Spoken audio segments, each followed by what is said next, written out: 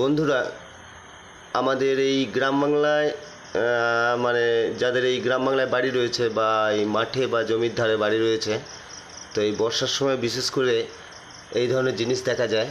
তো আমাদের বাড়িতে আজ হঠাৎ করে দেখছি এরকম, মানে বৈকালবেলায় কিছুক্ষণের মধ্যে এরকম একটা সৃষ্টি হয়েছে, যেটা দেখাতে চলেছি। অসংখ্য পিঁমড়ের দল এরকম ডিম নিয়ে এখানে এসে সব কীরকম ছাদের এটা স্লিং। তো দেখুন কিভাবে এরা, অবাক করা ব্যাপার।